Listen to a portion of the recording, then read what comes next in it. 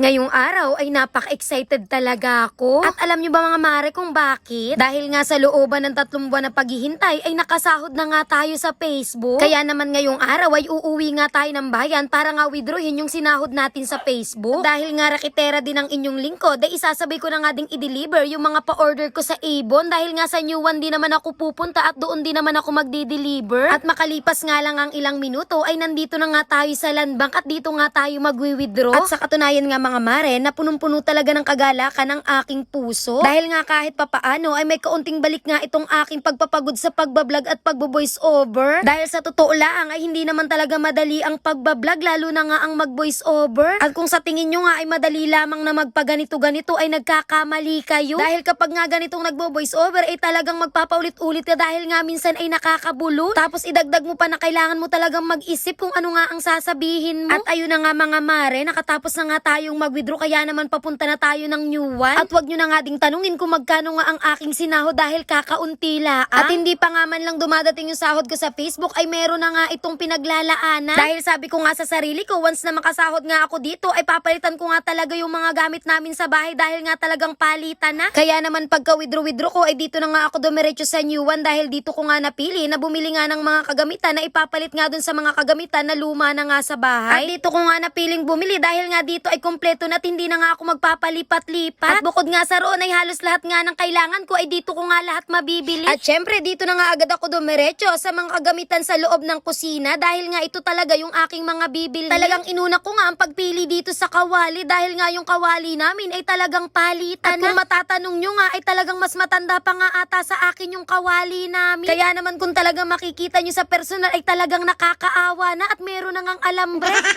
At habang hinihintay ko nga yung stock ng kawali ay dumiretso na nga ako dito sa mga kaldero. Dahil nga yung aming pinagsasaingan ng bigas ay talagang disable na rin. At kung tatanungin nyo rin ay mas maedad rin yun sa akin kagaya nga nung kawali. At syempre pagkatapos ay kumuha na nga rin ako ng isang klase ng kaldero na gagamitin ko nga sa pagluluto ng may mga sabaw. At syempre pagkatapos ay nag-uli-uli nga muna ako at kakoy baka nga may makita pa ako na aking mabibili. At bigla ko nga nakita itong gunting kaya naman kumuha na din ako ng isang piraso para nga sa aming kusina dahil wala nga kaming gunting na ginagamit doon sa kusina. At dahil nga ako'y nagbabaon ng kanin sa aking trabaho ay bumahagi na nga rin ako ng isang piraso ng baonan. Dahil nga yung aking ginagamit na baonan sa trabaho ay talagang medyo luma na kaya naman kako ay makabahagi na nga ng isang piraso. At sa bandang unahan ay nakita ko nga itong mga planggana kaya naman kumuha din ako ng isa dahil nga palitan na din yung sa bahay. Dahil kung napansin nyo nga sa vlog ko yung iniika kong planggana ay talagang namamalat na nga na parang ang nagre-rejuve. Tapos kumuha na nga din pala ako ng 2 piraso ng hanger dahil lagi ngang nagkakaubusan. Tapos kumuha na nga rin ako ng 1 piraso nitong sabunan dahil nga nagandahan lang ako. Tapos sa paglalakad-lakad ko nga dito ay nakita ko naman itong pamunasan sa ref. Kaya naman kumuha na nga din ako dyan ng 2 piraso dahil 25 pesos lang naman ang isa. At dinalwa ko na nga din itong pamunas dahil nga palagi na lang nagkakawalaan sa bahay ng mga kagamitan. At bali sinama ko nga pala ito si Chloe para nga may magbibideo sa akin. Tapos sabi nga niya ay bumili nga raw ako ng orasan. Kaya naman kako ay kumuha na nga ng 1 piraso dahil nasira na nga yung orasan dito sa bahay. At bali bumili na nga lang ako dyan ng 3 piraso nga ng pot holder at 1 piraso nga nung salamin. At pagkatapos ay dumiretso na nga kami dito sa kahera para nga ipakwenta itong aming mga binili. At kung makikita nyo man po yung masusungit na sales lady at mga kahera dito sa aking video ay paki-comment below na lang. Charot! Nang makatapos nga ako makapagpakwenta ay dito ko nga muna iiwanan itong mga binili ko sa baggage counter. At papadaanan na nga lang namin ito mamaya sa tricycle dahil nga pupunta pa kami dito sa Victorinas. Dahil nga may mga inutos yung nanay ni Chloe na bibilhin nga namin dito para sa kanilang tindahan. At syempre dahil nga kami ay nandito na rin ay isinabay ko na nga rin itong Alfonso na ibibigay ko nga kay Kuya Enteng. Dahil nga ito talaga ay pangako ko sa kanya na once na ako nga ay magsweldo na sa Facebook ay bibigyan ko nga siya ng 1 Alfonso. Dahil nga noong magkakatrabaho pa kami dito sa Holy Rosary ay palagi nga siyang nag-share ng mga video ko pero ngayon ay hindi na. Charot! At pagkatapos nga namin sa Victorinas ay nagdiretso na nga kami sa bahay ni Kuya Enteng at kami nga ay naglakad na laang. Ay nga hindi naman ito kalayuan at hindi rin naman mainit kaya naman kako kay Chloe ay maglakad na nga lang kami. At makalipas nga lang ng ilang minuto ay nandito na nga kami sa bahay ni Kuya Enteng at talagang siya nga ay nagulat sa akin kung bakit nga raw ako nandoon sa kanila. Dahil akala niya siguro ay ako ay maniningil.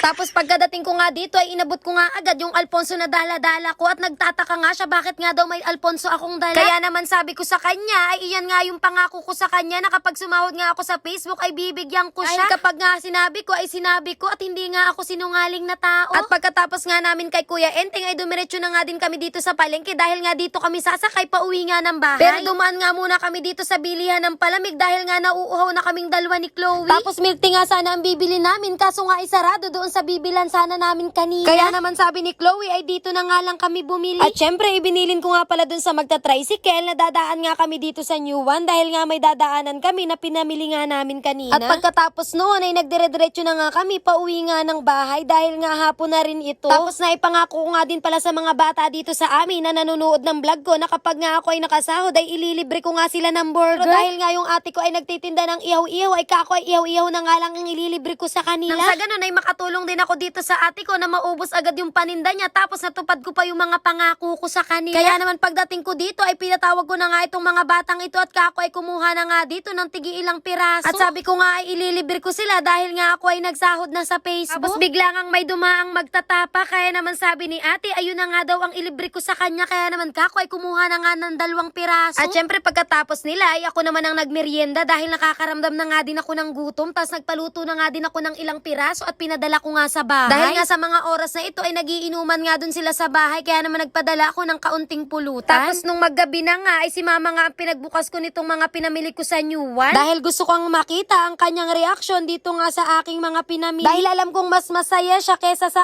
akin dito sa aking mga pinamili. Dahil kahit hindi niya sabihin sa akin ay alam ko namang gustong gusto niya na nga bumili ng mga bagong kagamitan pero talagang hindi nga sapat yung kanilang kinikita sa araw-araw. Ay, yung kanilang kinikita naman sa pang-araw-araw ay sakto nga lang din sa aming araw-araw na pangangailangan kaya naman ang mga inuuna ay yung aming mga ilalaman sa tiyan. Pero ba't ganon? Parang di masaya, parang mas gusto niya ay pera. Charot!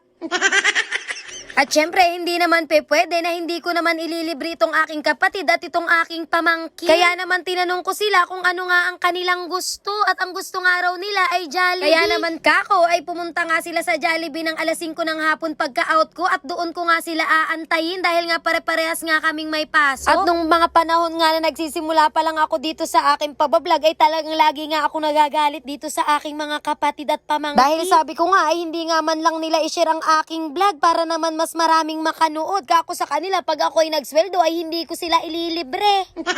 At syempre pagkatapos nga namin kumain ay nag-uwi na nga rin kami ng aming bahay dahil nga doon sa amin ay mahirap nga nang makasakay kapag nga gabi na. At bukod nga roon sa mga pinamili ko sa New One ay meron pa nga rin ako mga in-order na mga gamit sa bahay sa Shopee. At itong set nga ng mga kutsara na ito ay wala nga talaga akong planong bumili nga ng ganito. Pero dahil nga nakita ko ito at nakita ko naman na mura kaya naman i-check out ko na nga. Dahil kako para naman nga may magamit ako doon sa nabili ko ang kawali na non-stick. At nabili ko nga lang ito sa halagang 119 pesos at talagang super ganda niya mga mare. Mas makinis pa sa mukha mo.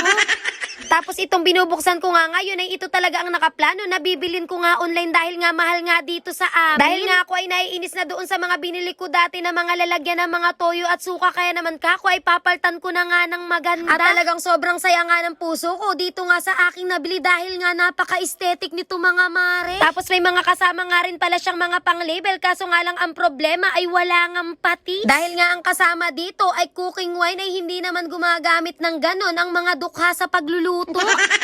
Tapos nagbili na nga rin pala ako ng bagong lalagyan ng mga paminta at saka nga ng magic sarap dahil ako nga ay naririmarim na din dun sa luma naming lalagyan. At talagang ako nga ay sobrang saya dito nga sa aking nabili dahil nga sobrang gaganda nito mga mare. At yung ganitong mga bagay na lang talaga ang nakakapagpakilig sa akin. Ganito talaga kapag tumatanda na. At ito nga pala yung nabili kong non-stick na kawali sa nanay nung jowa ko at talagang napakaganda pa. At ito nga pala mga mare ay second hand lamang. Pero kung mapapansin nyo ay talagang napakakinis pa nito at mas makinis pa nga ito sa mga jowa nyo. At ito nga yung sinasabi ko na paggagamitan ko ng mga bamboo na sandok na nabili ko. Tapos kinabukasan naman ay dumating naman itong pinakahuli ko ng order sa online yung paglalagyan ko nga nung mga binili ko na mga lalagyan ng mga toyo. Tapos talagang sobrang ganda nga din itong nabili ko at tamang-tama nga dito sa mga lagayan na nabili Kaya naman kung gusto nyo rin ng ganito sa bahay nyo ay just click the yellow basket lang mga mare.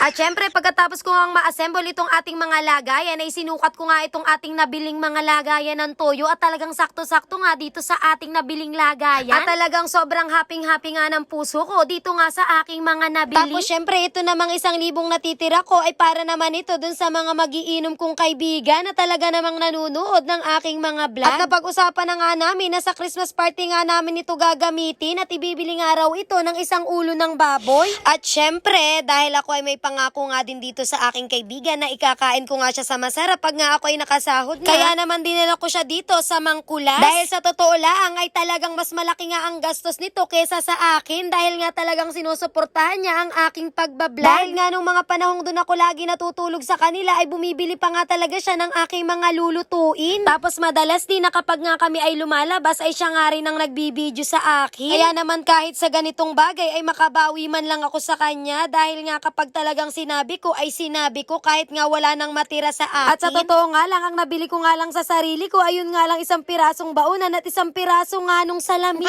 At yun naman ay walang problema sa akin dahil bawi na nga lang tayo next live kung tayo pa nga ay sasahod pa uli. Dahil nga hindi na rin ako masyadong nakakapag-upload ngayon ng mga videos dahil nga ako ay may trabaho, medyo nabibisi na din ako at hindi na nga rin ako nakakapagluto. At yung iba dyan sa susunod na sahod ko na lang dahil wala nang natira sa akin kundi nga samahan ng loob. Charot! At yun lang muna mga mare dahil gusto ko lang naman i-share sa inyo kung saan napunta yung unang sahod ko sa Facebook. At bago pa nga matapos itong video ko ay gusto nga palang i-shoutout itong si Kuya. Nakalimutan ko yung pangalan basta yung asawa ni Ate Bay. Shoutout sa'yo. At yun lang. Bye-bye mga mare!